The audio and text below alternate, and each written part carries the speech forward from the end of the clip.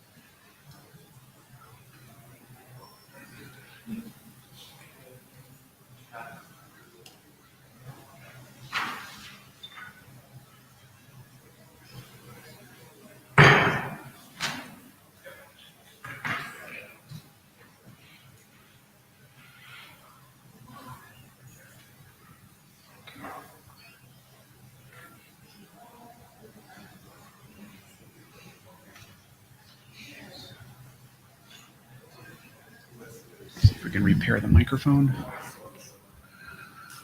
Good afternoon, everyone. This is the second meeting of the Path-Aware Networking Proposed Research Group. We're waiting a couple of minutes for people to file back from lunch. Sending the blue sheets around. I'm Brian Trammell, co-chair. And Jen Collette, co-chair.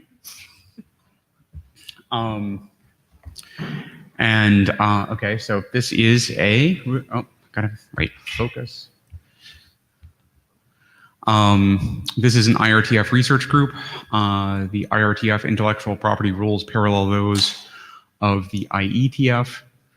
Anything you say here is essentially an IETF contribution. You should be aware of rules about disclosure of IPR that may apply to anything you say here. So our agenda today, we're going to do a little bit of, actually, you know what? We're going to do a little bit of setting up my computer so I can do mirroring because I can't actually see anything from the chair here.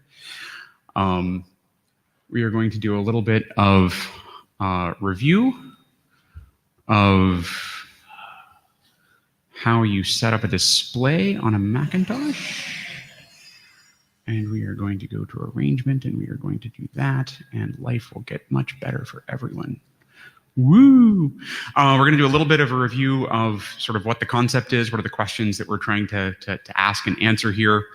And then we have a set of invited presentations from Chris Pappas talking about methods for path dissemination in path-aware networks, and from Laurent Chouat talking about interfaces for path selection. So the first is, okay, so you have a network that knows something about its paths. It's going to take information about those paths and put them down to the endpoints so they can do something with them. This is sort of a mechanisms a discussion. And then once the endpoints have this information, what can they do with it? And that's more what Laurent's going to be talking about.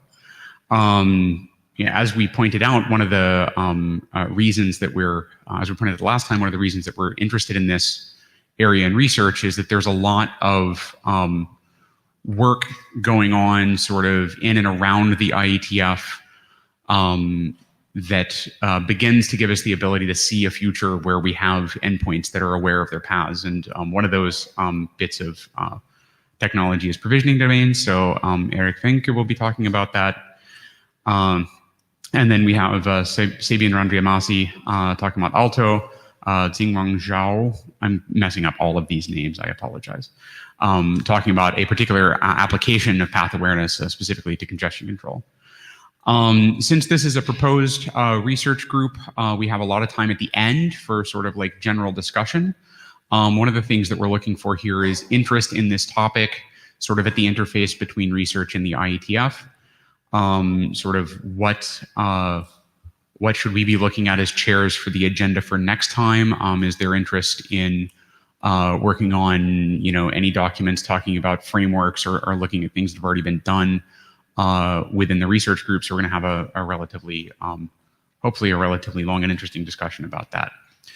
So I think we still need meeting minutes taker and JabberScribe. So sorry for interrupting, but Yes. we're looking for volunteers, please. JabberScribe. JavaScribe, thank you, Allison. And minute taker.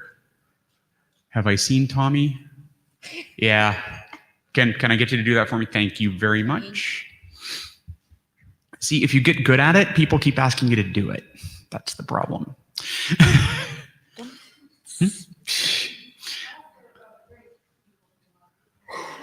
I owe him like 3 or 4 beers anyway, so it's good. We've identified a common theme.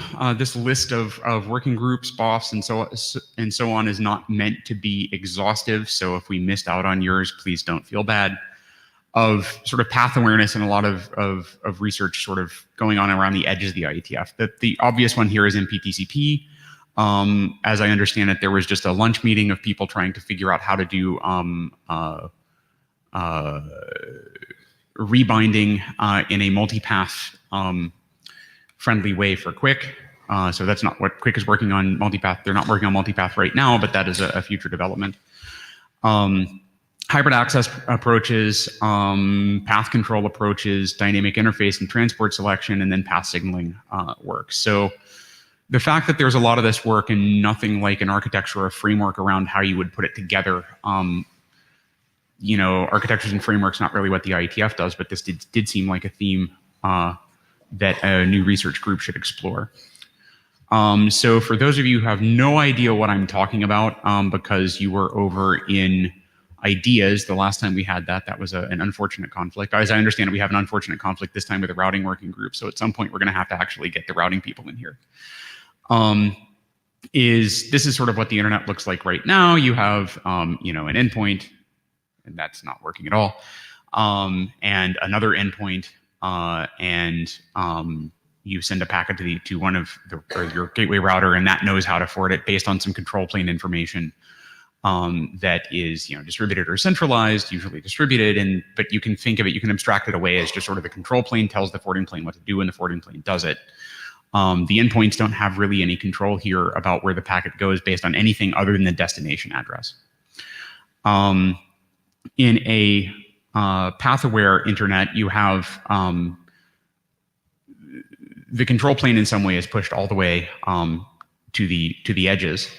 You have endpoints with protocol stacks that are path-aware at each end of the network.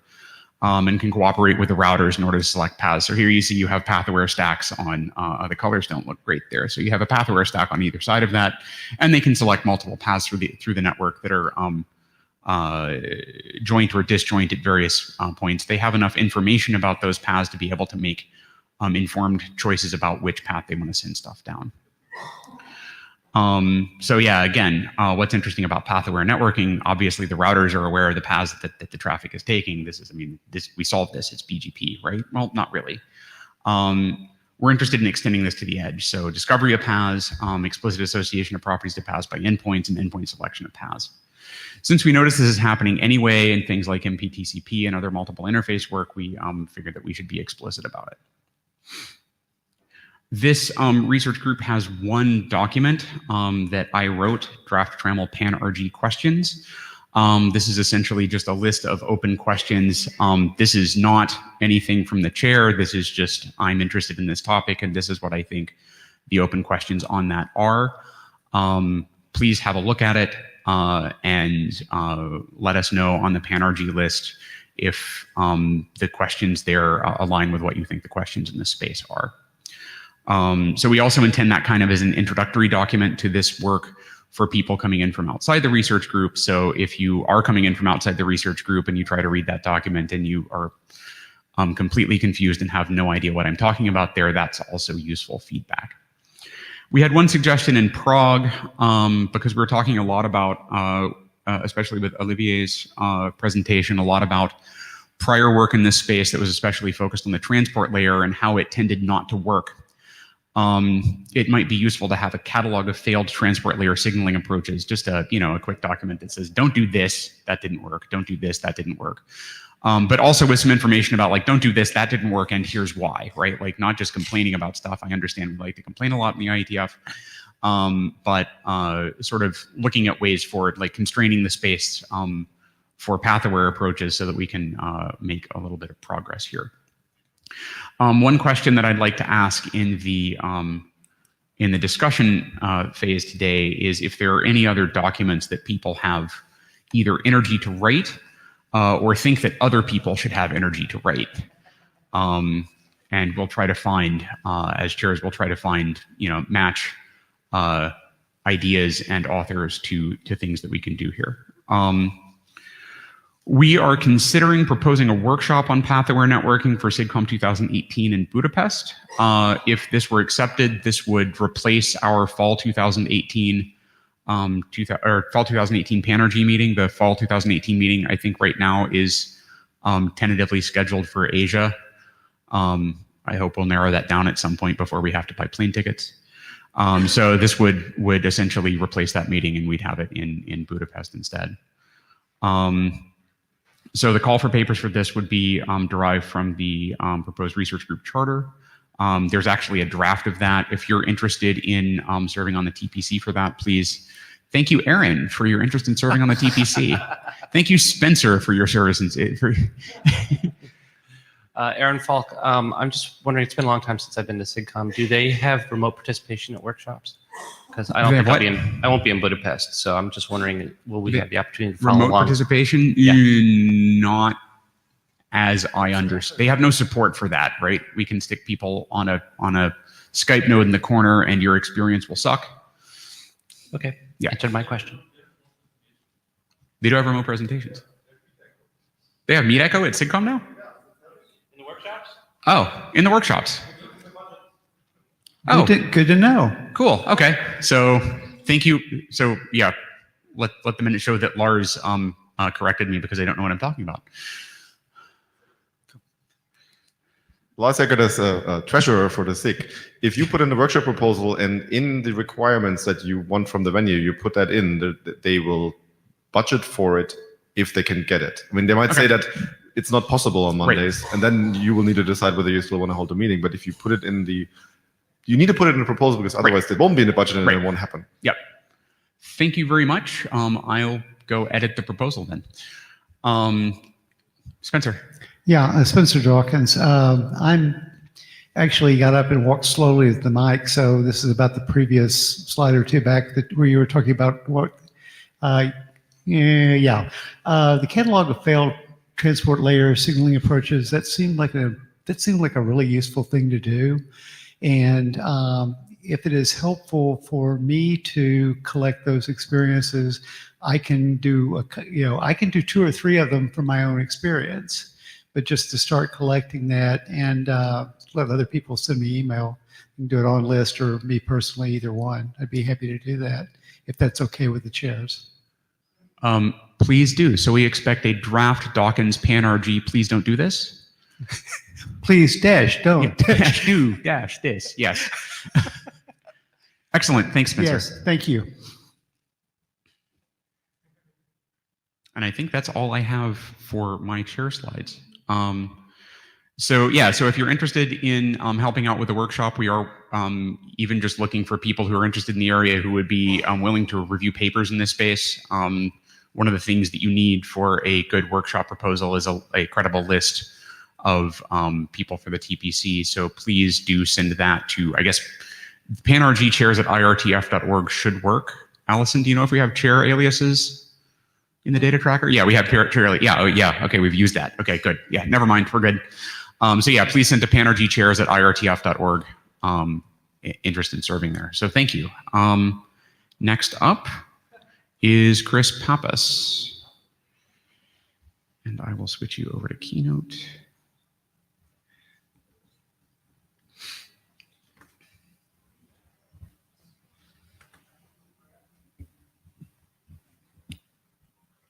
Okay, good afternoon, everyone, and thank you for coming. Sorry? Okay. Okay, good afternoon, everyone, and thank you for coming to my presentation about dissemination of paths in path-aware networking. So I will start by the motivation of the path-aware networking research group and stealing from the PANRG agenda slides from IETF 99.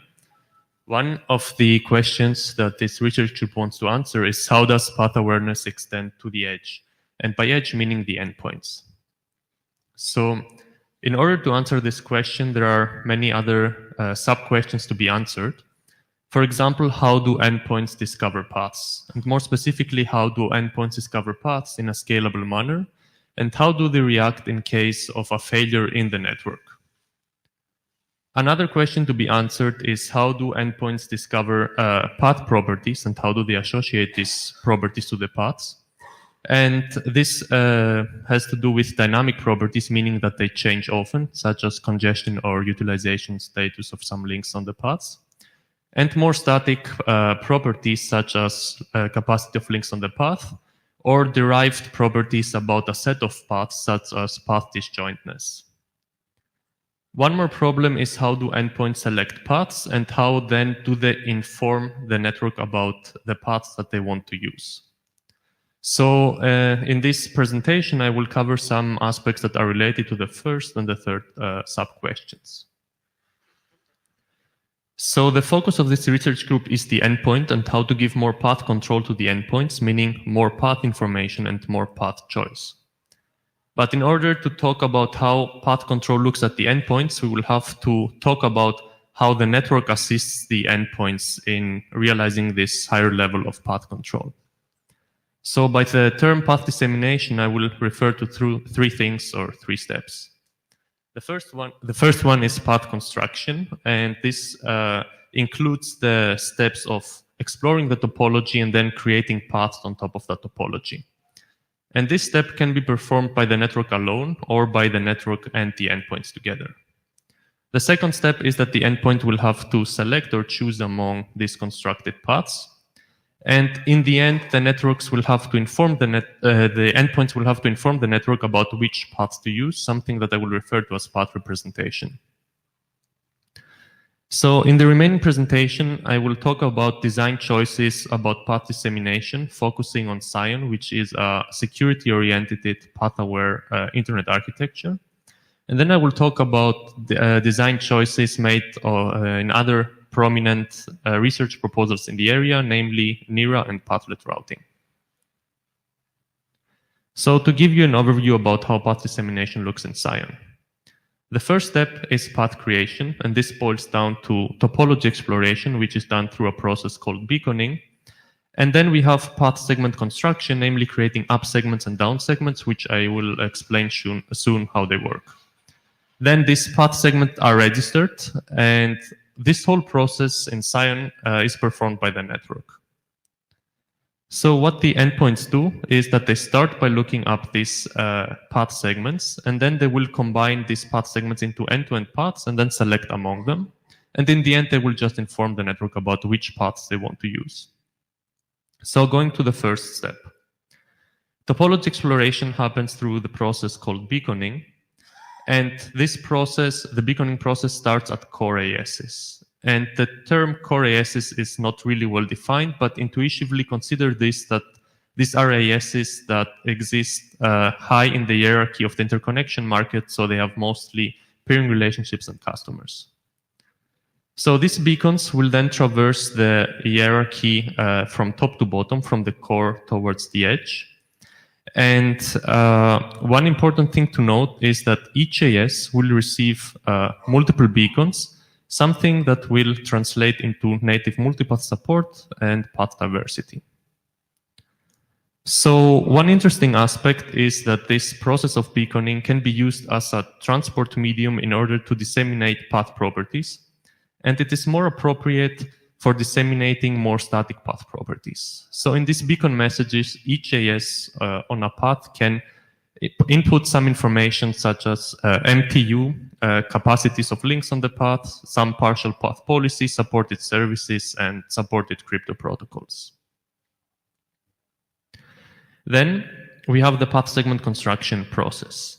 And these beacons, as they have traversed the topology, they now contain some path segments that can be used by autonomous systems in order to reach the core ASs that started this beaconing process. So there are up segments, which are path segments that can be used by non-core ASs to reach core ASs. For example, the yellow path segment can be used as an up segment to reach ASK from ASR. And then there are down segments which can be used from core ASs to reach another AS, a non-core AS. For example, the orange path segment can be used as a down segment to reach ASS from ASL. Now, the next step is to register this path segment, because eventually an end-to-end path will consist of an up segment, a down segment, and potentially a core segment, which is a short path segment that may be used in order to bridge the up and down segments. And I will show an example shortly. So these up and down segments will be registered and looked up. And more specifically, an AS will select a subset of these path segments to be used by the local endpoints to reach the core.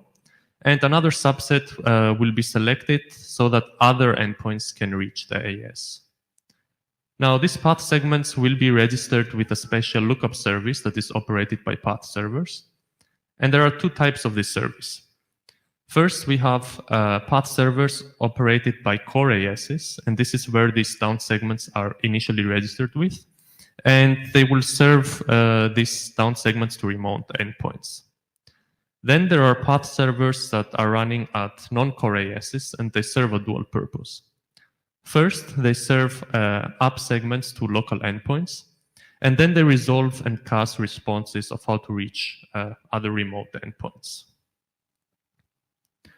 So then we come to the second step, which is to combine the paths in order to create the full end-to-end paths and then select among them. And here we have the lookup of path segments, and at this step we have two translations that take place. The first translation is that the endpoint will contact a name server with a name in order to obtain the AS in which that server resides in.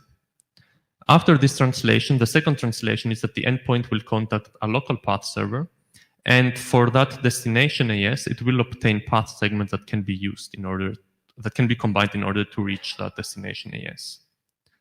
Then these path segments will be combined, and to give you an example, an end-to-end path can consist of an up segment, the down segment, and the core segment you can see in the core to bridge between the up and down segments. Or alternately, for example, if an up segment and a down segment advertise or contain the same peering link, a shorter end-to-end path can be constructed. In the end, there will be multiple end-to-end paths, and the endpoint can select one or more of them for its communication.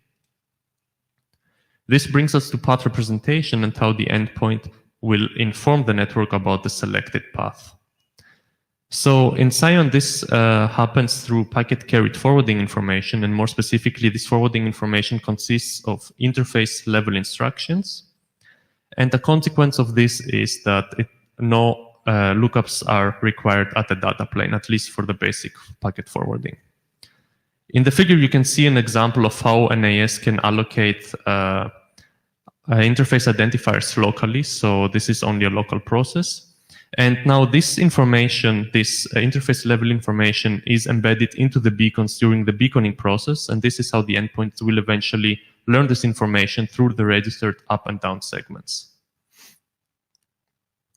Now, talking about some other related research proposals, in ERA, topology exploration and construction is similar to Scion in that endpoints will discover their up graph, which is a set of paths that lead from themselves to the core. A difference is that in NERA, the endpoints are part of this path vector component that is used to discover the up graph. Now, part of these paths will be selected, and then they will register with a name to route lookup service so that other endpoints can look them up in order to construct end-to-end paths. About path selection, the sender will choose a path from its up graph, and then it will combine that up path with a looked up path in order to construct this final end-to-end path. And path representation in ERA is different in that it is implemented through source destination addresses, for example, IPv6 addresses. And these addresses, so the source address will encode an up path, and the destination address will encode a down path. And allocation of addresses in ERA strictly follows the business relationships, as the addresses are allocated from providers to customers. Each address at the router is associated with some forwarding state, which is looked up during packet forwarding, similar to how it happens today. So pathlet routing is a more generic routing architecture, and it defines two basic concepts. The first one is vNodes, or virtual nodes, which are created by NAS. And vNodes represent routing structure in the network of NAS. For example, there could be one vNode per router, or one vNode per router interface. Then a pathlet is a sequence of such vNodes along which NAS is willing to forward packets. So with respect to topology exploration and construction, the routers will announce their vNodes to their neighbors, and then the neighbors can combine these vNodes in arbitrary sequences, and they can also combine pathlets and stitch them together in order to create longer pathlets. Path vector is then used in order to disseminate these pathlets and vNodes to the neighbors, but this path vector component in pathlet routing does not enforce any policy, so multiple of these pathlets can be announced to the neighbors. Path selection is not really specified in pathlet routing because as a generic routing architecture, it is not defined whether the endpoints participate or not. For path representation, you can think of MPLS. So pathlets are associated with flat identifiers, and these are put into the packets, and each identifier is then associated with some forwarding state at routers. For example, this can be to push additional pathlets into the packet header. Now, in order to conclude my presentation, this table summarizes the design choices that are done by some prominent proposals in the area. But the important takeaway message is that there has been significant work in this area that answers some of the questions that have been raised by the Path-Aware Networking Research Group. For example, how to provide native multipath support, or how to disseminate static path properties such as link capacities. At the same time, there are many challenges that remain unanswered, so there is a lot of work to be done in the area. For example, how to convey dynamic path properties. How often do we need to disseminate such information? How much information is needed, for example, for obtaining accurate congestion information or latency information? Another issue is how should the endpoint to lookup service interface be implemented? And one more interesting issue is how to disseminate or to convey this path information higher up in the networking stack, closer to the application. And I think some of the subsequent talks will describe some of these issues. So thank you for your attention, and I'll be happy to answer questions.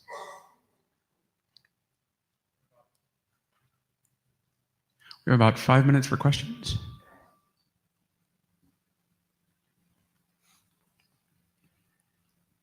Hello, Tommy Pauly, Apple. So thank you for sharing this. Very cool to see. What I think is most interesting is how you've broken down the various categories and shown the comparisons across them. I imagine for a lot of us, the kind of the Scion architectures and stuff seems quite far off. But I think these principles, when we look at other solutions like what we'll see later on with like PVD and stuff, seem to fall into very similar categories of how these could be represented to end devices and up to applications, hopefully. So I'd be interested to hear your thoughts on what are the necessary things to have end applications get ready for this in a way that allows them to take advantage of some incremental path-aware steps now, but then also have the correct hooks to be path-aware when we have some of these more full visions like you have here. So I talked mostly about the networking part, so you're talking more about this interface between the network and the application. Mm-hmm. So when talking about path awareness, there are multiple things. So you could have like a fully path-aware endpoint, or you could convey some partial information. So if a first step would be, for example, just to give information to the endpoint about the available paths without giving an option to select paths among it. So, for example, I don't know about disjointness of these paths. So it's really a bit hard to imagine based on today's internet architecture. But a first step would be to give information about the current status of the paths that could be used by the endpoints. That could be probabilistic information because it's really hard to give accurate information. But ideally, the ideal goal, I think, would be to go and give the actual control to the endpoint so that they can combine these paths in the way they want. So this gives much more control to the endpoint, and you could see it as being part of the routing architecture, which clearly doesn't happen today. Tommy, I think you might also want to come up and ask that same question after the next presentation. Thomas Schmidt, Hamburg. My question would be, how does private peering fit in this picture here? I mean, you wouldn't announce a private peering link in your database, would you? So it is true that there are some privacy implications for peering because I can go back.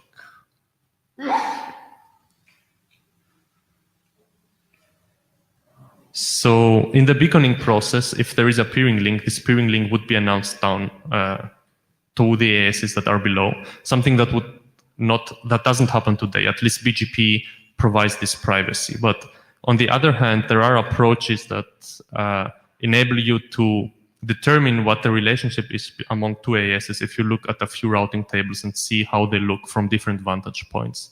So this information is partly disclosed today, but I agree with you that this relationship become more explicit through such a process because they're clearly put into the beacons as they traverse the topology. Yeah, today it's more heuristics, isn't it? Sorry? Today it's more heuristics to conclude back from the Exactly, that's what I'm saying, that this becomes more explicit. I mean, today this is hidden based on BGP, but based on the heuristics, you can determine what these relationships look like. But it's also, I guess it's also hidden not only by BGP, but also in the interest of the providers, isn't it? Yeah, but I mean, BGP, I mean, we're referring to the typical BGP policies, not like BGP as a dissemination method, but through the typical Gower export of progressing this, how these policies are implemented through BGP. So indeed, the providers don't want to do it. And that's why they just announce based on the Gower export model. So you cannot determine this information today just by looking at one table. If you collect this information and you have some multiple vantage points, as happens in research often when we get some data like that, then it is possible to determine this information. Philip Teasel to Berlin. I wonder how you would represent multiple paths within AAS as well as multiple, just give me the question. So what I described clearly neglects this issue about representing multipath information inside an AS. And I would say that one problem is scalability. So interdomain routing gives us a good abstraction to scale this multipath support. One problem of this is that you cannot get accurate disjointness information. So you can have partly disjointness information. And let's say the more disjoint some paths are at the interdomain level, you can assume that there will be more disjointness at the intradomain level if they're purely disjoint, for example, at the interdomain. But if you want to have such accurate information, I think there will be a scalability issue because of the large path diversity that exists inside the domains.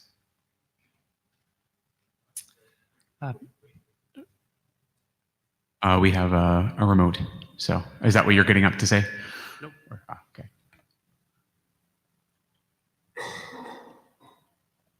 Don, are you there?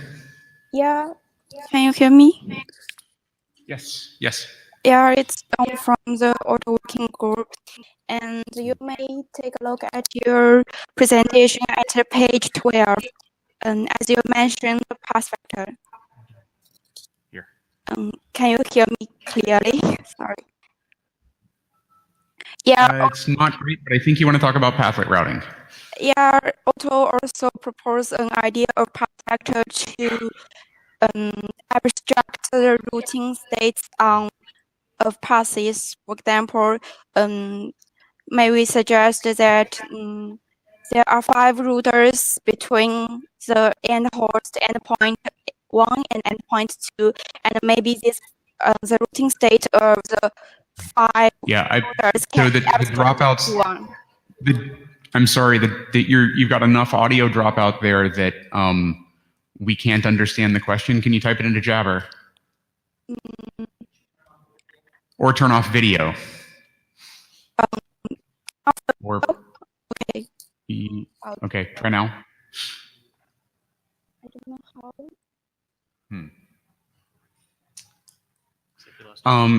So let's go on. If you can type that question into Jabber, Allison, can you relay that if she gets into Jabber? Because I don't think that we've got enough bandwidth off of there. So sorry.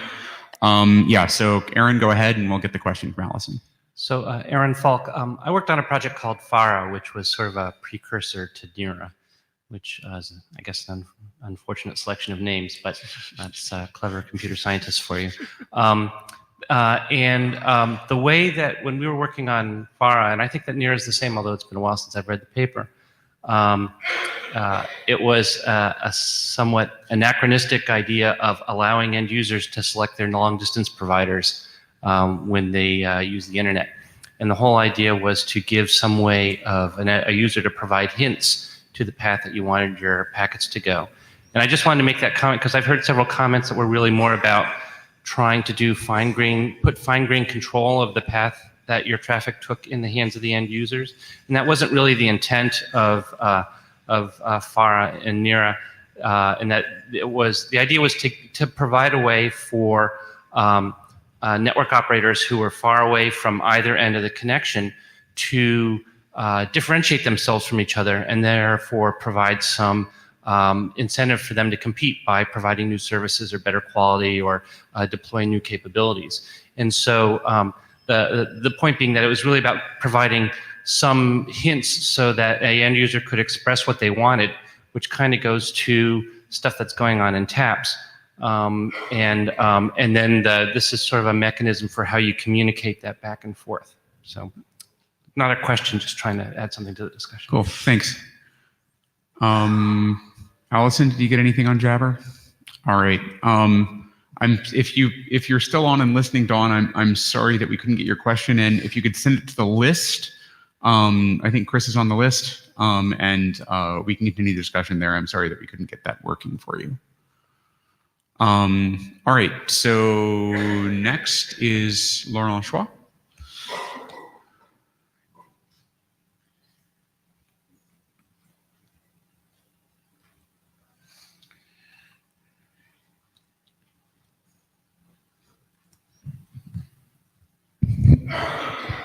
Okay, good afternoon.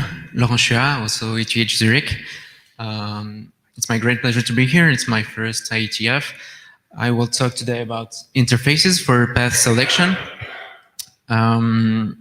This topic overlaps a bit what's going on in the TAPS working group.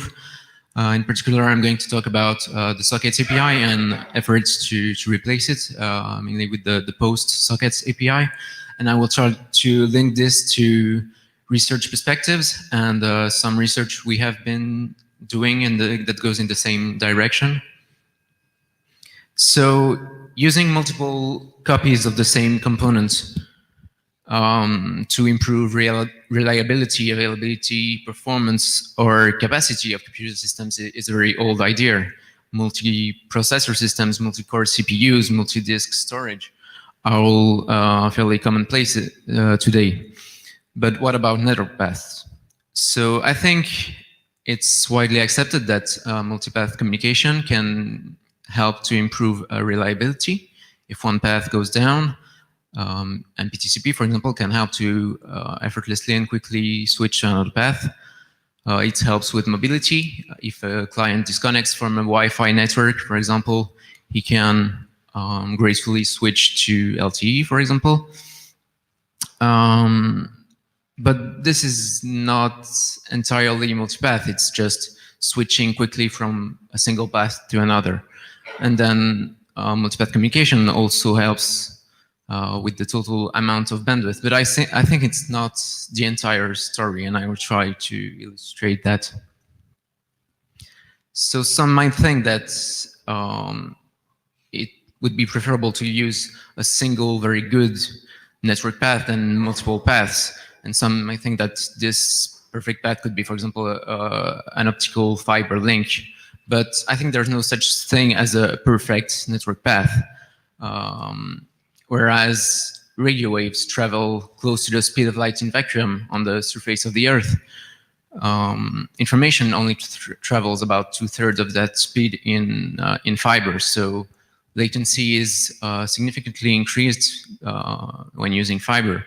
And so wireless has this latency advantage, but it also comes with other drawbacks. It has also a mobility advantage, obviously, but it has drawbacks in terms of jitter and all kinds of security implications. So I don't think there's a perfect network path.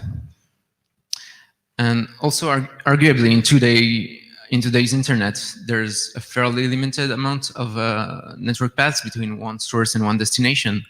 But we don't know what tomorrow's networks will be made of. So there are a number of projects to provide worldwide internet connectivity through balloons, drones, or low orbit satellites. And as we saw in the previous talk, future internet architectures like Cyan in particular will provide more path control to end hosts. And path control means that end hosts may use multiple paths simultaneously. So when I say I work on multipath communication, I hear, oh, multipath TCP. And yes, this is part of the story. Multipath TCP is great because it hides all the multipath communication specificities from the application. So it means that any existing application can use multipath TCP almost out of the box. But it also means that multipath TCP is fairly restricted in what it can do to best fulfill each application's objective. So I also hear sometimes, should we optimize for throughput or latency? Does the application care about throughput or latency? And I think in most critical cases, it's both. So of course, we cannot optimize. It's not straightforward to optimize for both throughput and latency, but I think in most cases, both matter. So a more meaningful question is, does the application need a reliable transport or an unreliable one? So web browsing, for example, latency matters, but the critical requirement is that contents be delivered completely and correctly eventually. And then we have applications that prefer to trade this complete reliability for very low latency. So for something like a simple request and response protocol, multipath communication might not be the most interesting. The best strategy would be, for example, to send along the best path, assuming we know what that is, or along the best paths.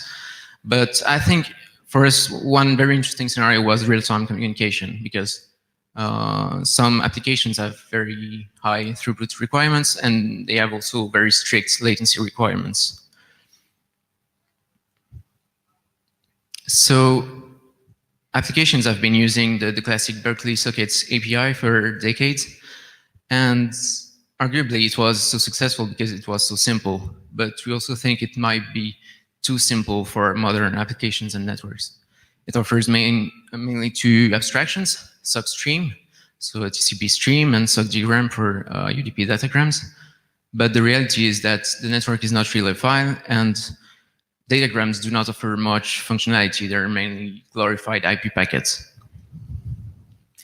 And then there's a third abstraction, sock sec packet, which is mainly bound to the SCTP, stream control transmission protocol, which is not very common and not extremely deployable in today's internet. And it's multipath, but not really. It's mainly for failover. So here's a a simple example of where classic models fall short. So here we have a source, a simple application that generates a constant data rate of 10 megabits per second, and the messages have a lifetime of 1 second for some reason. It might be a live stream or multiplayer gaming or something. And we have two paths with very contrasting characteristics. On the left-hand side, we have high bandwidth, high delay, high loss path. And on the right-hand side, we have a low bandwidth, low delay, low loss path. And so it's fairly easy to see here that the optimal strategy is to send all data initially on the left-hand side path. And then, because it has a high loss, all the packets that are lost can be retransmitted on the very reliable path on the right-hand side. So using that simple strategy of transmitting along one path and retransmitting along the other, we can expect 100% of the packets to be transmitted before the deadline. And what I think is really interesting here is that even if we had multiple copies of the path on the left-hand side, we still wouldn't be able to achieve 100% because the loss rate is so high. And even with a couple of copies of the path on the right-hand side, we still wouldn't be able to achieve 100% because the bandwidth is so low. So really here, what makes us achieve our goal is path diversity, is the fact that we have so diverse paths. So we address this problem, a generalization of this problem to n these different paths, each bearing possibly different characteristics, in a paper that we published recently at DSN. And so we formulated it as a linear optimization. And here we have a similar example with two simple paths, and we can see the result of using each path and using an optimal multipath strategy. So we presented results for both in theory and in simulation with a NS3. So this is one of the reasons why we think it's meaningful and it would be beneficial to have a more expressive sockets API. So the objective is really to have a simple but more powerful API. So the main question now is, what should be the knobs and dials? What should the application tell the transport layer so that the transport layer can make appropriate packet to path assignment decisions? And also, what should be the dials? What should the application be able to learn about the transmission of its messages? Should it just receive the messages when they're ready, or should it be able to? So that's more of an open question. What should the application learn about the transmission of his messages? So again, this relates to the work that's being done in the TAPS working group with post sockets. So I will not go too much into the details of this, but post sockets is a transport platform and language independent API, which supports a dynamic selection of transport protocol stacks in an explicitly multipath environment with message abstractions. And there's a concept of long-lived associations, which are composed of one or more paths. And there's an asynchronous reception of messages. So I will mainly talk about the properties that the application can set for the messages. The first one is the one I've already talked about, so lifetime or deadline for partial reliability. The second one is priority, or more exactly niceness, which express which messages should be delivered first. Then there's dependence, specifying if other messages should be delivered beforehand. Idempotence specifies whether it is safe to send in situations that may cause the message to be delivered more than once. And immediacy is just to say, do not wait to combine this message with other messages or parts thereof. So again, about lifetime, I think TCP versus UDP is often a false dichotomy. There's something that lies in between, and that's partial reliability. So packets with a lifetime can be retransmitted, may be retransmitted, but only for a limited period. I think this is a meaningful property because, as I said, we cannot optimize for both latency and throughput together. It's typically a trade-off. So that's one way to specify strict latency conditions. And there exist transport protocols that use this concept of partial reliability. There's a partial reliability extension to the SCTP protocol, and there's a variant of TCP called the line-aware data center TCP. Then there's niceness, which is just the inverse of priority. And so it goes together nicely with lifetime, because as both lifetime and niceness increase, priority decreases. So niceness is sort of the equivalent of lifetime for reliable transport. And by default, it's 0, meaning that by default, messages should be delivered with the highest possible priority, but then it can be reduced arbitrarily. And the last message property that's really relevant for path selection is dependence. A message may have antecedents, specifying whether other messages must be delivered first. So for example, a web page should preferably be delivered before embedded media, such as images.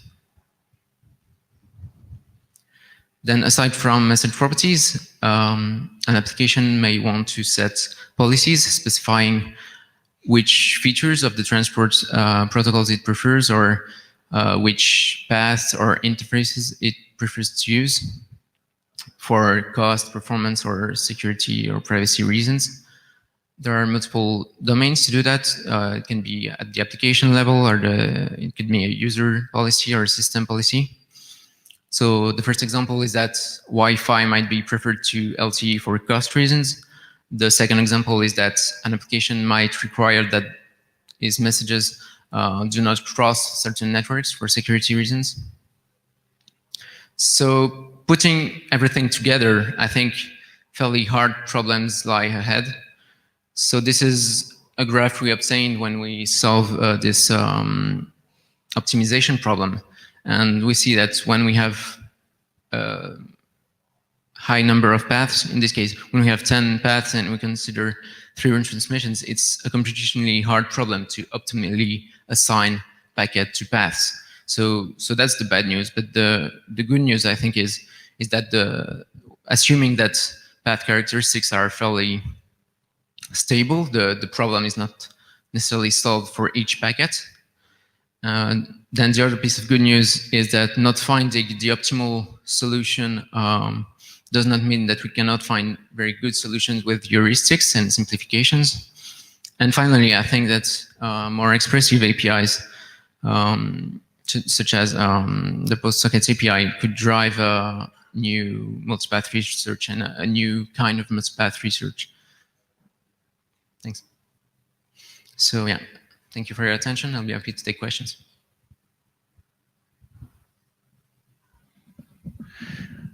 Hi, Brian Trammell, not as chair.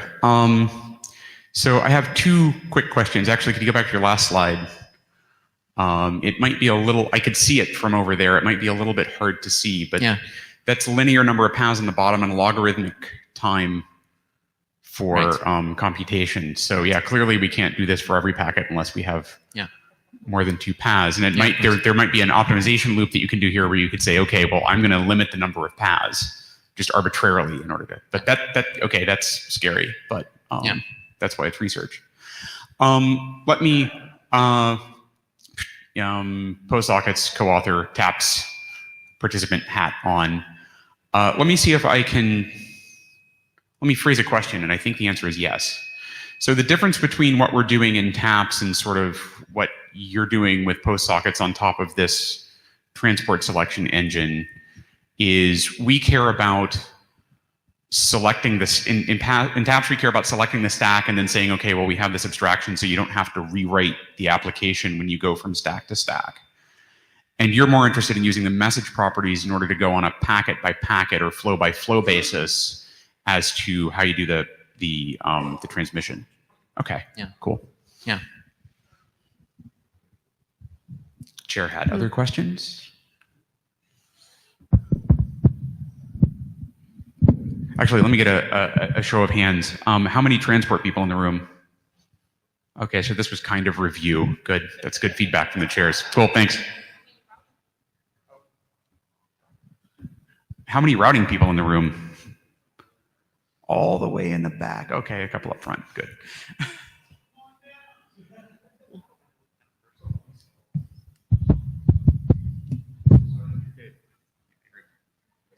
Eric?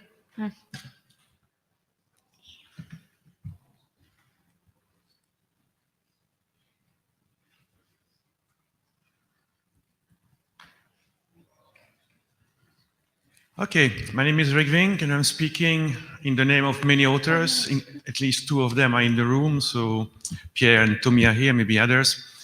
We are presenting at the Inter-area something called provisioning domain that can have some intersection with the purpose of this research group. For instance, nowadays networks are becoming much more complex than they were before. Now, if you look about the PC, which is there, it's coupled physically to 3 networks. It can be associated through the phone doing tethering over Bluetooth, can be connected to the Wi-Fi network of the enterprise, and can be a wired connection to the enterprise as well. The enterprise itself can have 2 service providers, giving 2 different paths, including connectivity to, let's say, an IPsec VPN. So at least 3 interfaces here, and at least 4 paths actually to the internet. 1 via the phone, service provider 1, service provider 2, and the VPN. So how can an application select the right thing? In the old world, the legacy world of IPv4, maybe some of you are still using it, but I hope no. How do you do it? As soon as you selected one path, you do not to ensure that the return traffic is going by the same path. Okay, selecting one path is correct, but in some cases you want to have a symmetric path. So we need to find a way in IPv6, because in IPv6 we don't have NAT. Okay, we don't want to have NAT, because that would be a stupid idea. Similar stuff, a problem that has been raised in the home networking group at the last IETF by Ted Lemon. If you have 2 interface or 2 IPv6 prefix, and you resolve, let's say, IETF.org by using the LTE interface, you will get the Cloudflare CDN the closest to your LTE provider. In my case, it will be something in Brussels, in Belgium. Oh, and now I want to go to this IETF.org address via my Wi-Fi here. So I will need to travel from Singapore to Brussels, even if Cloudflare had a POP and a cache here. So we have multiple aspects here how to select basically a path or an address. We can use it the same another way, even if you have a single interface. In IPv6, you can have multiple addresses per interface from different prefixes. In this case, coming through the same router, but could have been coming from 5, 6, 7, 10 routers on the same layer 2 domain. Now, by selecting the right source address, then the network itself can route the packets through traffic engineering, SRv6, normal RSVP-TE or whatever, or selecting basically LTE or satellite or whatever link. So we need to make the application aware about the existence of multiple paths, basically traffic engineering, quality of service. So how we do it? There is a concept already for a couple of years at the IETF, by this RFC 7556, that describe a provisioning domain. A provisioning domain is basically the consistent set of information that you can use to connect to the internet. Mainly, one IP address, one interface, one DNS recursive server, maybe a DNS search list, a next hop, and a few things like MTU maybe. Now, until now, most of the network, I mean, computer in the 80s, it get only one connection. So by default, it was a single PVD, no choice for the application. Now, we've seen the previous slide. You may have or you must have multiple choice. So you must have multiple PVDs, and we may want to name them. And this is part of this draft to put a name to a PVD. So an application, for instance, can select one specific PVD and will get a specific set of consistent information. And in the same shot, we are extending the notion of PVD, which was just layer 3 information, layer 2, layer 3 information, to go to the application layer by doing a two-stage, let's say, PVD provisioning. I don't want to go into many details about the protocol. It's not really the purpose of this session here, but it's simply sent over an IPv6 route advertisement. We are adding a new option there, and there's only two fields interesting for this group. The PVD ID, which is used in the kernel to identify which PVD you want to use, which is, by the way, and it's not a coincidence, it's on design, a fully qualified domain name. And you will see why. You also have a sequence field. And the sequence is basically to say, hey, I have new information for you. This is version 5. Then maybe 1 hour later, 2 weeks after, 2 seconds after, you will send version 6. It's a trigger for everyone receiving this typically multicast route advertisement to refresh all the information. Why do I say refresh? Because it's two-stage. So in the array, you receive the layer 2, layer 3 information. And then based on the fully qualified domain name, you use HTTP over TLS and fetch this well-known URL that contains a JSON file, that contains some metadata or application data. So there's an example here of this JSON file. You can have a name which is more readable than a fully qualified domain name. It could be even a localized name, put it there in French, but it could be in Japanese, Korean, or whatever, to help the end user to make a decision. But we can also put there some characteristic of the network. Until now, we only put the first hop. So let's say between the CPE and the access network, because typically you know the maximum bit rate and the minimum latency. If it's a satellite link, you know it's a couple of 10 or hundreds of milliseconds there. But there are other examples. I don't know whether you can read at the bottom of the slide, but we can say, for instance, that's a captive portal. That's also important for the application. If you have an IoT device that needs to upgrade to upload its results somewhere, obviously it cannot traverse a normal captive portal. So there's no point of trying to use this address. Is it metered? Yes or no? Meaning, is it free or not? Okay, and a few things like this. So this could be an opportunity as well for this working group, my research group, sorry, to propose information to be put there. And we will be all ears, of course. Currently, we were thinking, just an example, not sure whether it will be finalized in the PVD when it becomes a standard. The cost, for instance, on the network access, for now it's a little bit too complex to handle it, but for next revision or whatever, an extension. As I said, what about the bandwidth between the CPE and the access network? Typically, it's known because if you're using VDSL, you know which speed the VDSL modem is synchronized. Captive portal, walled garden as well. All of us will take the plane, I guess, to fly back home tomorrow or the day after. In most of the airlines, you get a free Wi-Fi only to go to the VOD, right? The video on demand. That's free. If you want to go to the real internet, you need to pay. So there's a specific characteristic as well for this thing. Now in a plane, you don't have a choice anyway, so maybe less useful. So we have been working on this for about a year.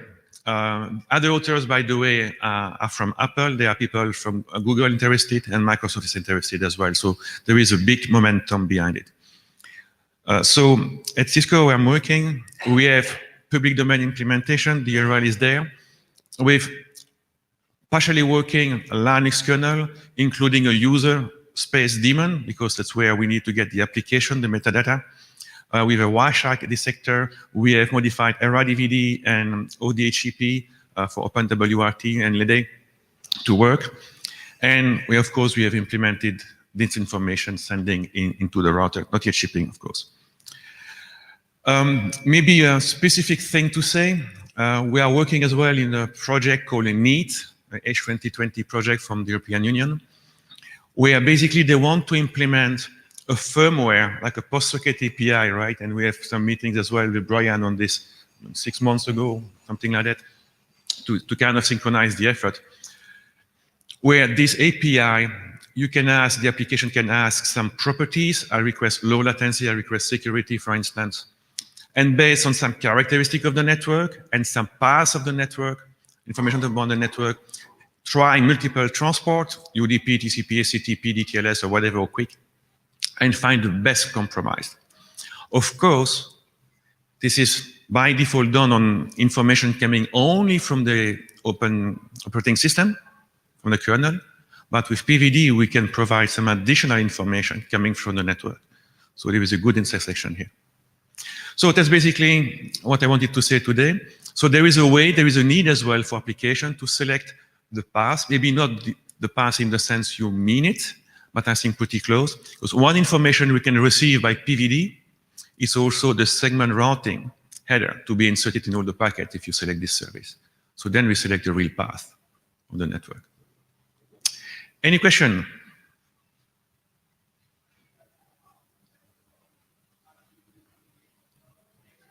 Oh, you can sit there.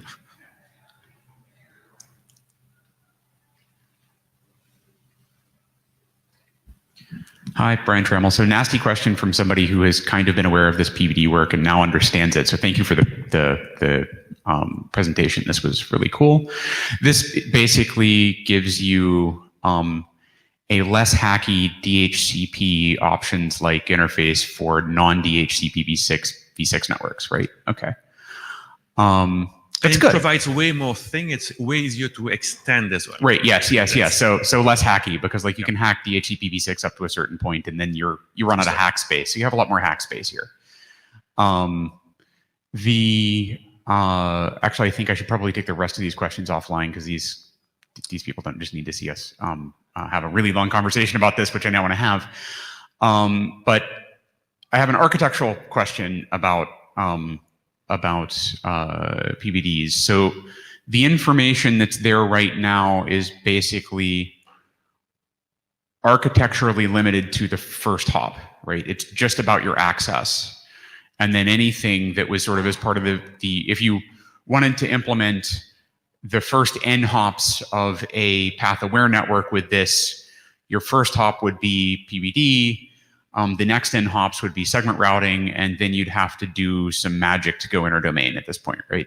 That's correct. I mean, now, we could extend PVD to get more information deeper in the network, but I'm not really sure whether it's sensible in 2017. Yeah, okay.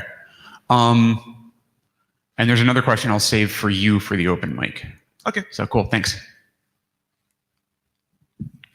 Tommy Pauly, Apple. So I'm a co-author on this as well, but I would like to just solicit feedback from anyone else, especially the presentations we saw earlier on how they could see this type of thing fitting in. I do think there is overlap of especially how we could imagine applications viewing the network, viewing things through PVDs. To Brian's point, I think it's key, how do you let applications see the PVDs? Right now, we are focused on one hop because that's all we can really do.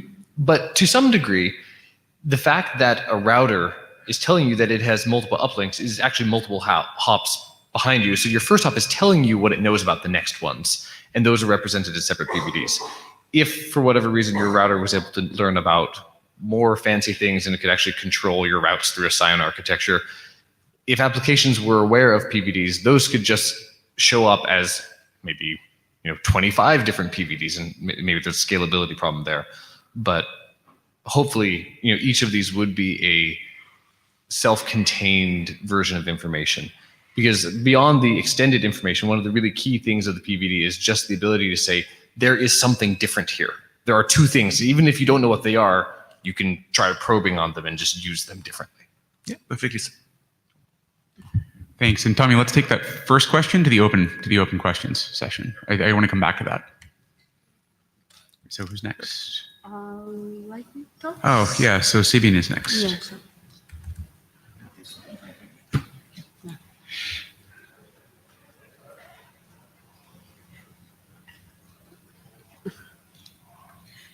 Where's the? There it is. So.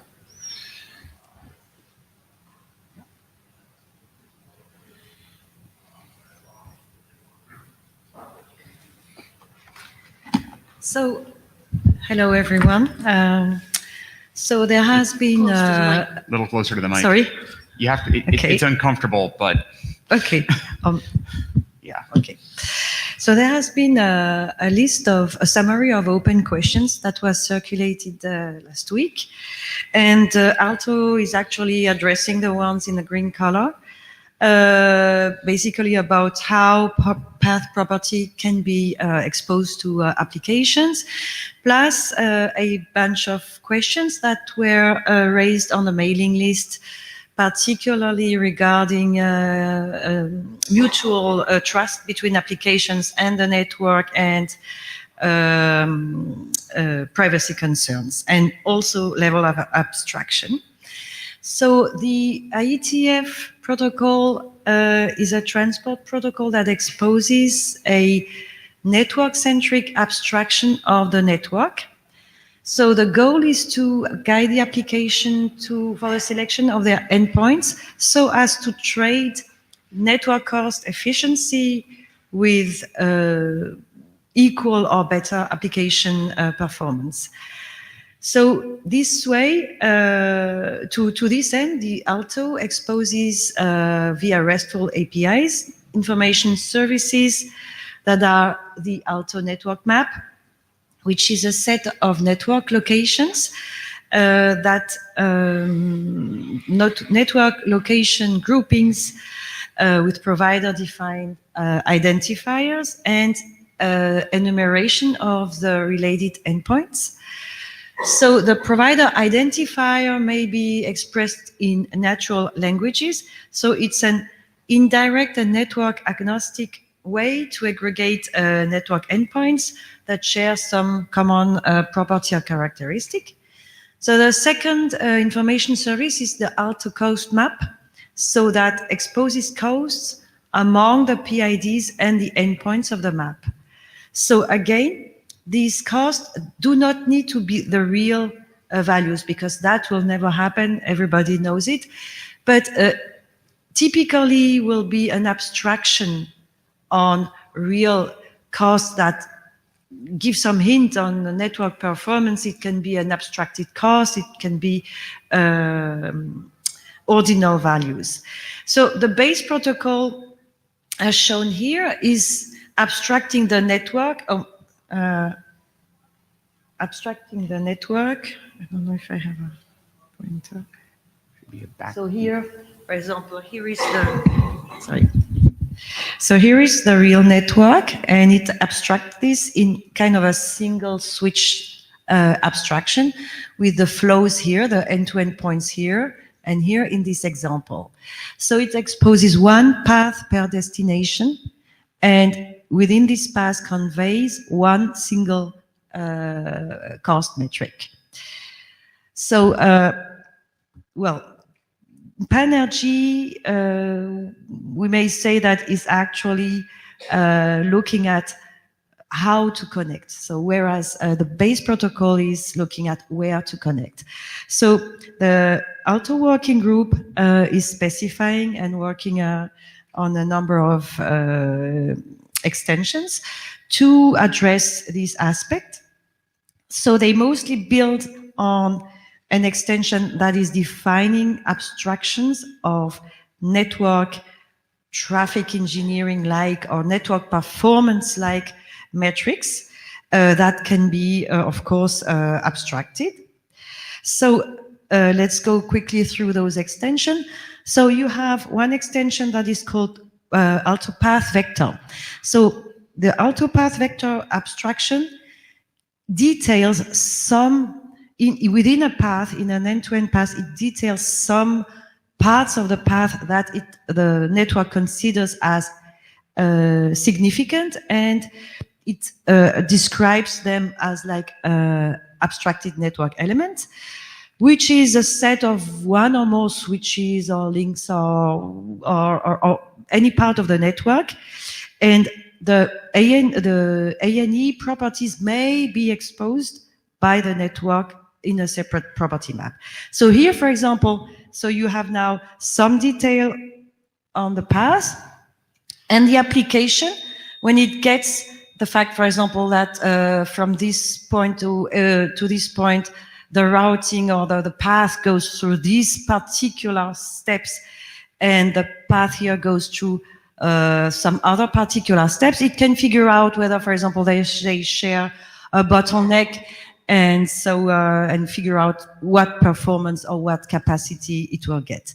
So the second how to connect kind of extension here assumes that there are several paths available to the application, in part, namely paths that relate to the access type.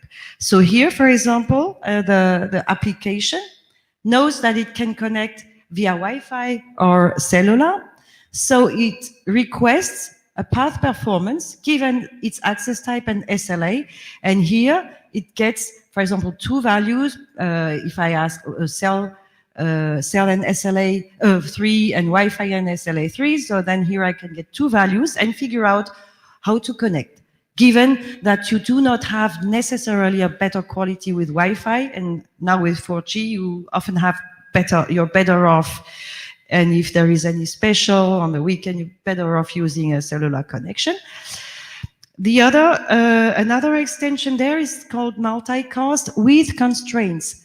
So with multicast, I can request, for example, routing cost and bandwidth capacity on path that I would like to have with either lower routing, lower cost and lower bandwidth, or higher cost, but then better bandwidth.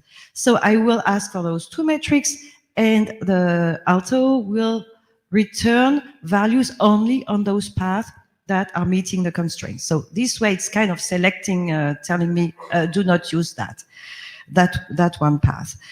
So besides the how to connect, if it may be of interest to the PANRG group to have a service and information service that help applications to decide when to connect. And this is done with Alto Coast calendars. And so here you have an array of time-dependent cost values. And here you have attributes that help you to interpret those values in the array. So, and here are the references, and thank you for your attention. Thank you very much. Any quick questions on this? No. Okay, so thank you, and we'll go to the next lightning talk.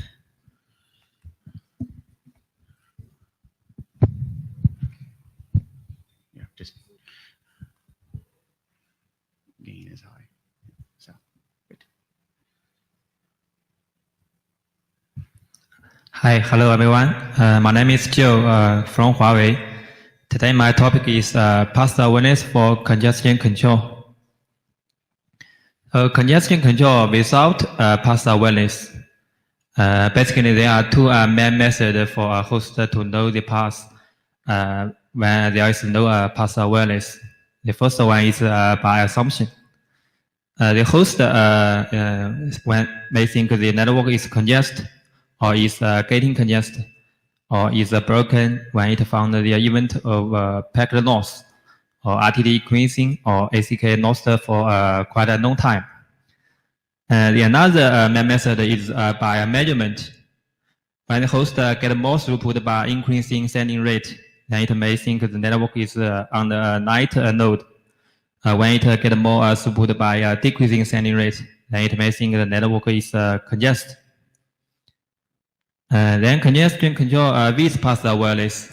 ECN explicit congestion notification. Currently, ECN is the only standard way host use the path properties feedback from network node for congestion control. It gets good throughput and latency in data center network with rough information. Continue more rich and accurate path properties. In our research for networks, it is found that some dynamic networking information from a bottleneck device on the path is very useful to the congestion control. Like with the properties such as ingress rate, egress rate, buffer length, feedback from bottleneck node, we could get a higher bandwidth utilization and low latency as shown in Figure 1. In Figure 1, we can see the accurate feedback method as red line could occupy the available bandwidth very faster than the legacy method. Another fund is with properties of radio link state such as radio quality, spectrum utilization at a LTE base station or Wi-Fi device. We could adapt the variable wireless network very well as Figure 2 shows. In Figure 2, the red line is the capacity of the wireless network, and the black line is our method. We can see the black line could adapt the red line very well than other color. Then how to distribute the path properties. ECN use two in-band bits for information distribution as the IETF standard. But for rich and accurate properties, there is no standard way now. We only could use the TCP and IP options for distribution. But this method is limited by the option length and has lots of problems with the mailbox as well. So we may prefer a standard in-band way to distribute these properties between path and host. Specific sublayer between TCP and IP maybe it's better, like layer 3.5. And more of path awareness. So before path awareness, host has no idea about the path. After path awareness, host may know the path, then could select the right path and use path more efficient than before. So could we do more about the path? Could we control the path properties? We have this idea because we found the service like Live via Air, which needs ultimate properties, like very high bandwidth and low latency. This kind of flows cannot only depend on the best effort network or better selection of a path. They may need to control the path properties for them, like path resource allocation as the flow setup and release as the flow's exit. So that's it. Thank you. Thank you very much. Any questions on that? No. Okay. Yeah. So yeah, it's your turn.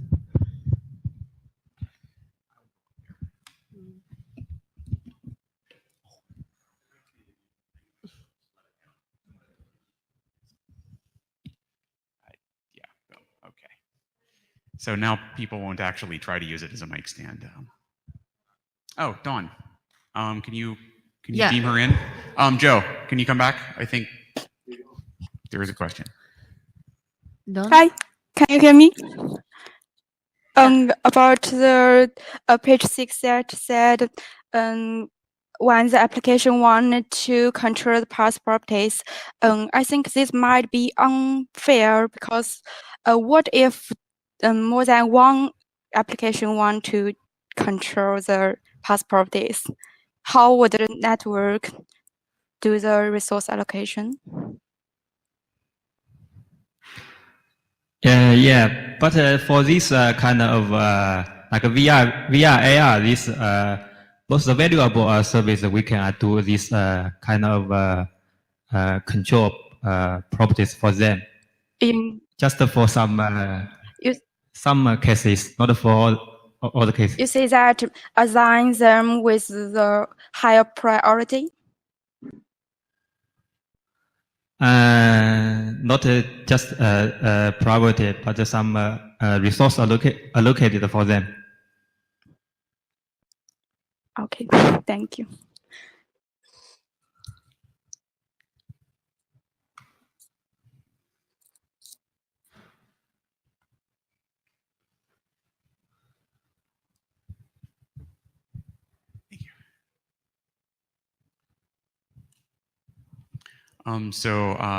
Hi, I'm Brian Trammell, in case that wasn't obvious by now.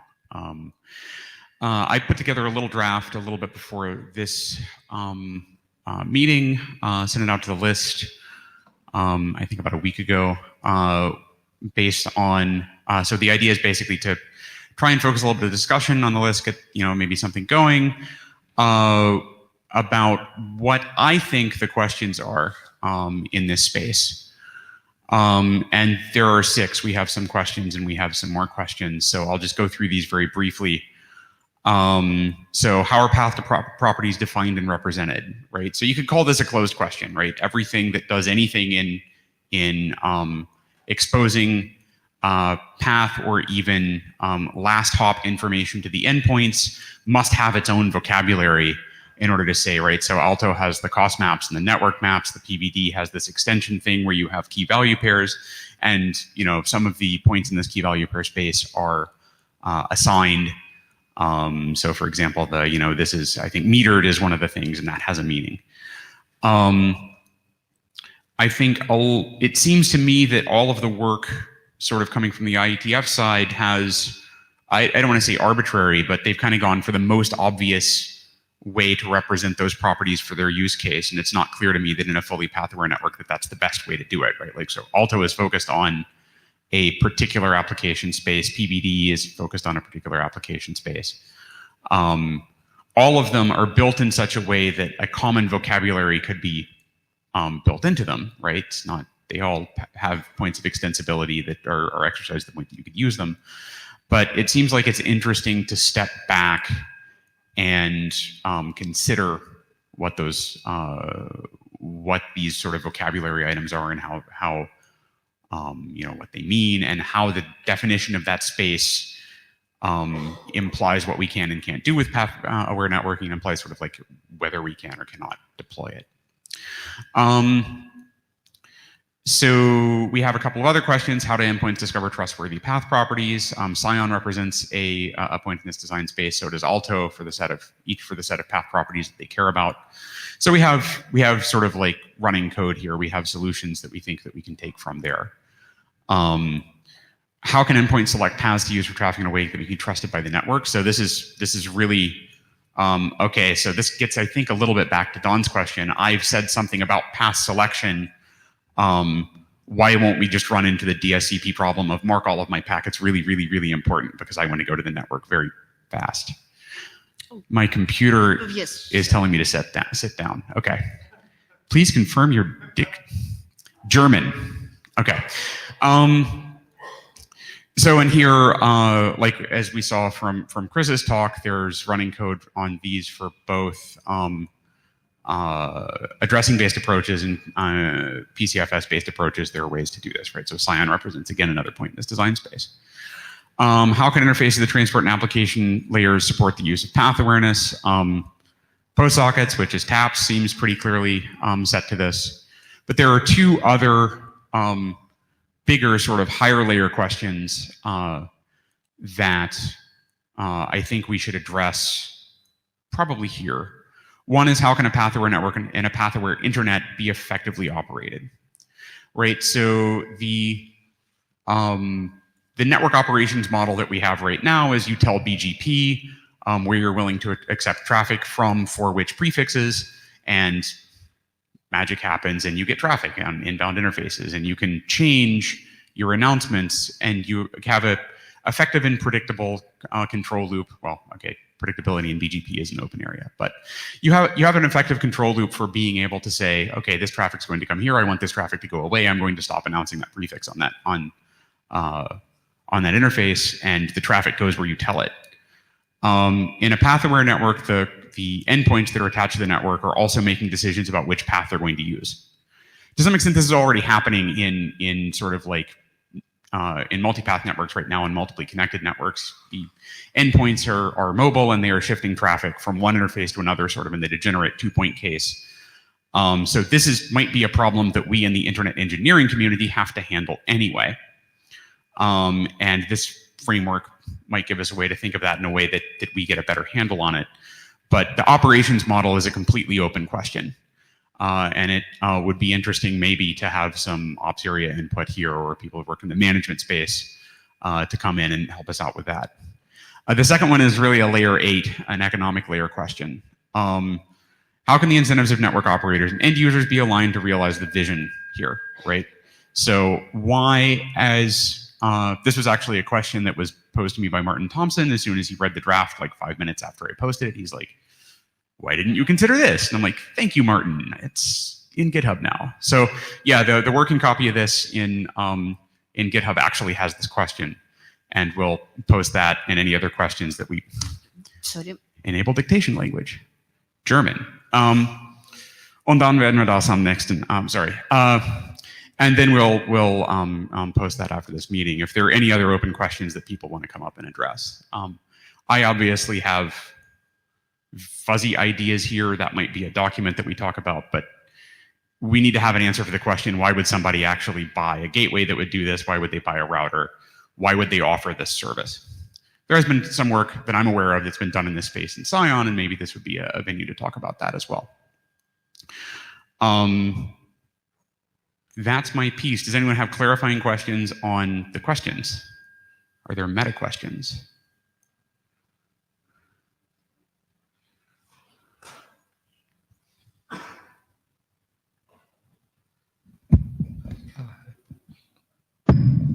Lin from Huawei. I think these 3 topics are huge, and I just want to ask the smallest question. For the path selection, for address-based selections, are you referring to the source routing? Well, I mean, like, so we use address-based path selection right now all the time, right? You have a destination address, and that implies a path. You just don't get any information about it. But here I'm referring specifically to segment routing. Yes, segment routing. So for the V6, definitely we can do it. But how about V4? Why do I care about the legacy internet? No, V4 has a lot of deployment right now, more than 80%. Right. Yeah, right now. Yes. Yes. And the growth very slow for IPv6. Yeah. So let me actually take, before Lee gets up and causes something that I have to talk to the Ombuds team about. Down Lee. Let me just give you my personal feedback. My personal view on that.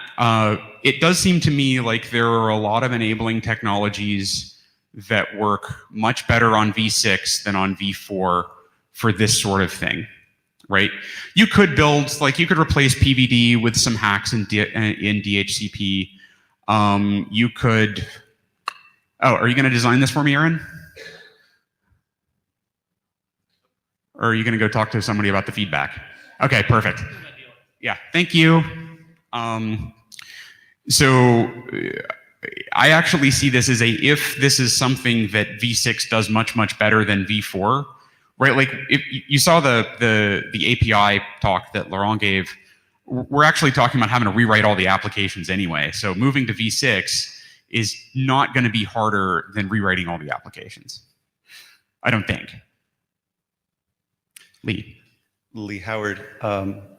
So I could imagine trying to build in a description of NAT zones, if you would, or NAT domains, saying this is, we've got this instance of private address space. Yeah, I call them addressing contexts when I've written about this. There you go. So I could imagine, that's conceivable. I'm not sure the work's worth doing, but that might well come out of the essentially applicability statements that you're talking about in the last couple points here. Right. Which I'd love to see, hey, how is this work going to be useful, being one of the early questions. So thank you. Okay. So I'll actually point out again, so another thing that just came to mind. So I know that Scion actually does work with V4, right? So it basically uses Scion routing through the internet, and then you can have the last hop addresses be IPv4 addresses, and it just hands off in the endpoint AS to V4. So there's a way that you can use an overlay thing to get V4 endpoints talking to V4 endpoints over Scion, but that's kind of a life extension hack for V4 as I see it. Shweta, Cisco.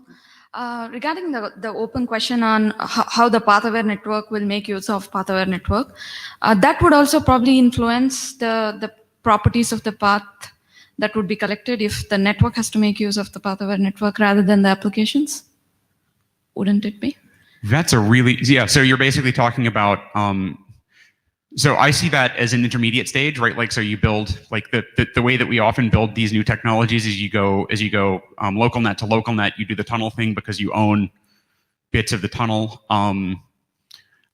That's a really good question, and I don't have an answer, but that should get written down in this document actually. So, you know, how are these affected by, like, so where like all of these properties, so, you know, things like Laurent's work wouldn't work there, right? Because you don't have enough information to say the application can't go, okay, this packet, or the transport layer can't go, this packet goes here, this packet goes here.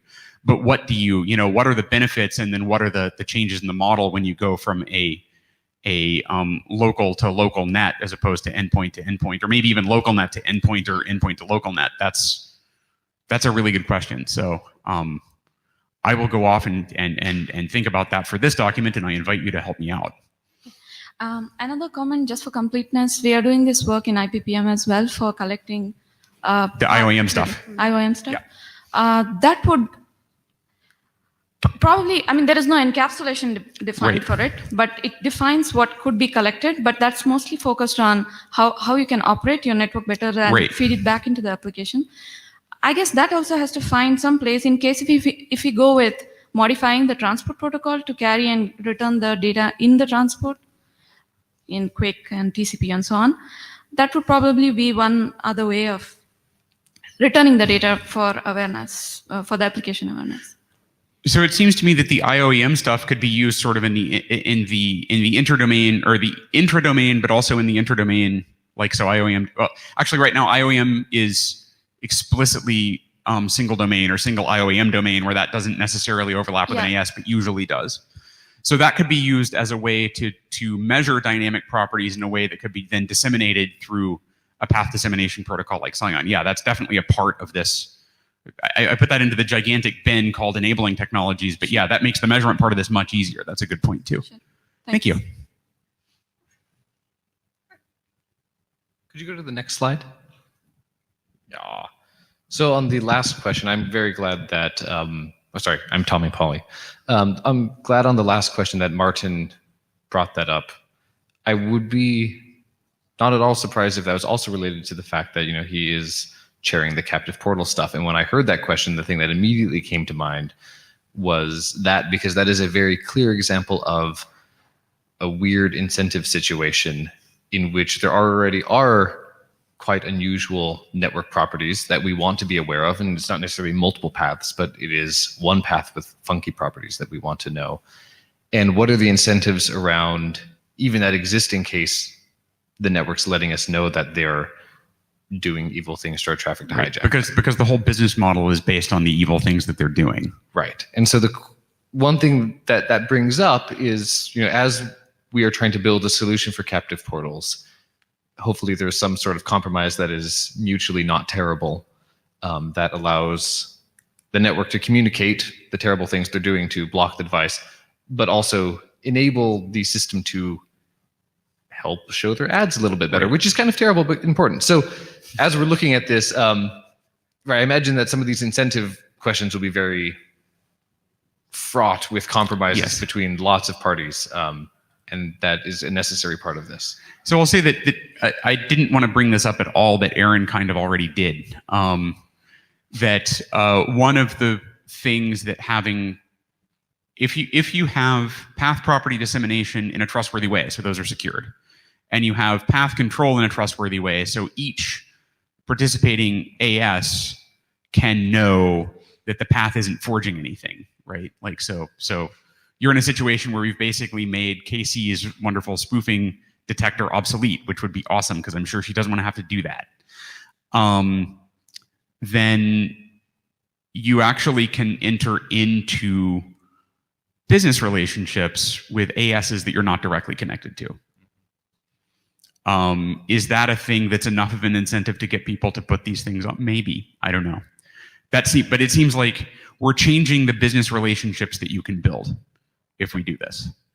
And that sets up, that takes this problem from the complexity of the captive portal thing, where it's like, it's pretty clear how you can analyze this, because these guys are trying to screw you as hard as they can, and you're trying not to get screwed. You can kind of meet at an equilibrium if maybe that equilibrium space is 0, but there might be points in that equilibrium space. Here, by basically changing the way that you can build business relationships, you throw this into a giant, this is now an economic problem of a complexity that I'm certainly not enough of an economist to solve. Yeah, I think that, the points that Aaron brought up earlier about the point of doing this path awareness is potentially just to create an open market of paths that you can get to, is really interesting and really points towards having multiple paths as being maybe a way out of some of the terrible incentives that we have today on locked paths. Any great oughts want to get up and grumble about ATM?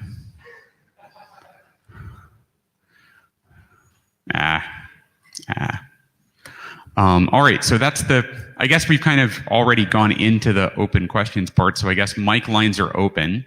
I'm putting my chair hat back on, and I'm going to pick on Tommy.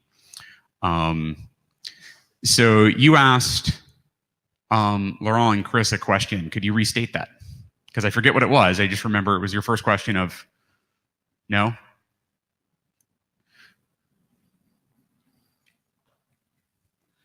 Tommy. So I don't remember exactly what it was, but I think the first question that I had given to Chris was essentially that we're seeing that a lot of these patterns between the various protocols and the various architectures, Scion or PVDs or Alto, have these similar patterns of how we do path discovery, path communication.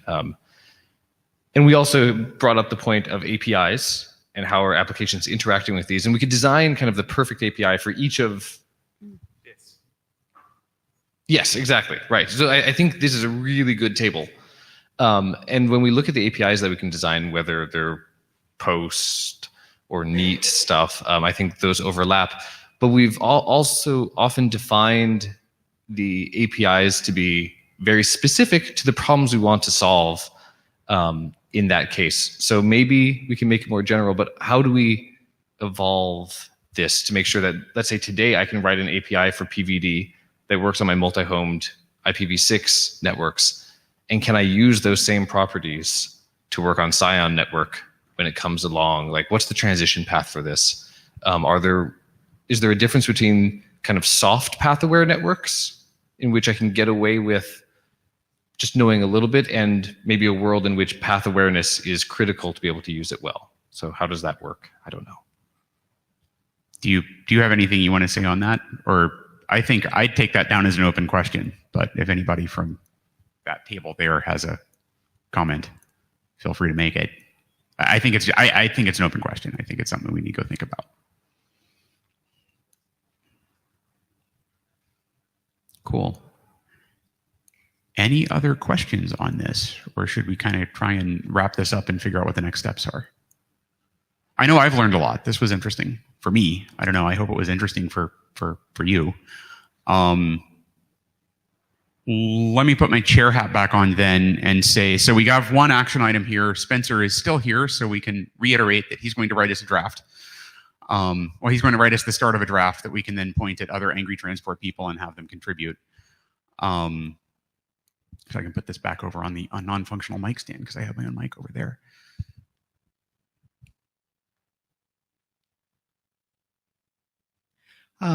Just, assuming that the chairs are not looking at the mailing list because they're looking at the meeting, I did send a note to the mailing list about that, just making sure people can find me and asking them to send me the names so that when I have a good template, I'm going to do my two first and see what information I need to ask for, and then I'll circle back and ask them. But I just want to let you guys know that. Could I ask you, as a one of the chairs of this afternoon's TSV area session, to plug that effort over there as well? At least me or Maria is awake now. Okay. I'm not sure that we both are. Okay. But yes, that would be lovely. May I remind you if you forget? I need to put this on the IETF and IRTF discussed list that basically anybody can remind me of anything at any time. Okay. Thank you.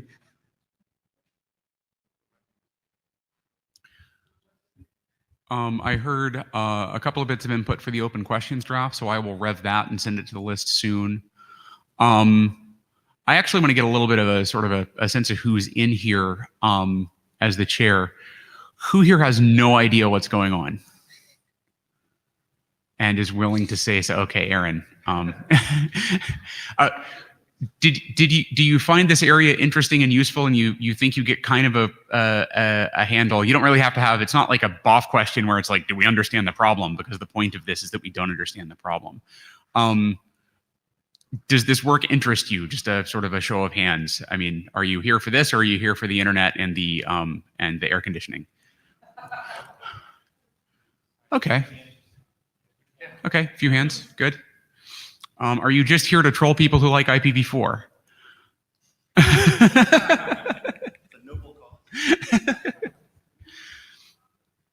All right, so I have what I need as chair to figure out what the next steps are.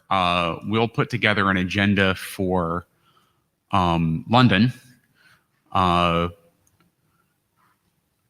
We actually already have at least one talk, right, so if anyone would like to present, let us know. We're also looking for suggestions for what the general theme of that agenda should be. Like, so these were sort of the first two.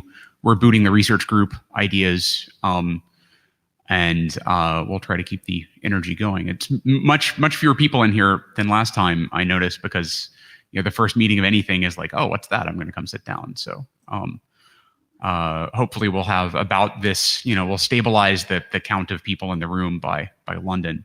One thing I do want to make sure that we note is that for London, we should try to conflict out everything in routing. Because I know too that most of the apps people are over in Doe. And the problem with basically trying to do a research group that ends up being glue between applications and routing via transport and internet is that the only people who can show up here are the IASA 2.0 folks and the transport area, which we mostly conflicted. So yeah, I think speaking with my this is Allison with my RTF hat on, I think you have to probably put like way more primary conflicts. And you might end up on Friday, but and just tell everybody if you come on Friday, right? Right. But the other thing is that you could consider having two sessions and kind of bridging between them, if it's to allow for some different perspectives on this. We would allow you to do that. Okay. So two shorter sessions. Two shorter sessions that have different conflicts, and then the chairs work on bridging them somewhat so that people can catch up, give them some catch up between because I think it's going to be impossible. At some point, you'll probably want to plan an interim where you can actually dive down in deeper, and that'll be a good thing for you. But it's kind of impossible to avoid the problems of the scheduling here. Yeah. So I see there's sort of a smallish group of people who would definitely contribute that we could do an interim yet, but I don't think we have a long enough list of work to make that productive. Yeah, I agree with that. So I think we can once we have a scope that makes sense to do, that's a really good idea.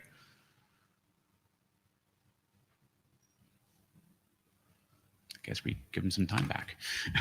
And before people could leave the room, there must be blue sheets somewhere. So raise your hand if you have not signed them yet, please. And there's another one somewhere. Another one somewhere. I'll find it. Okay. Yeah. Maybe people took it over to Doe and they're signing the PANRG blue sheet in Doe. That would be cool. All right. So with that, thank you very much for coming to the second meeting of the PAN-PRG, and we will see you in London and on the mailing list.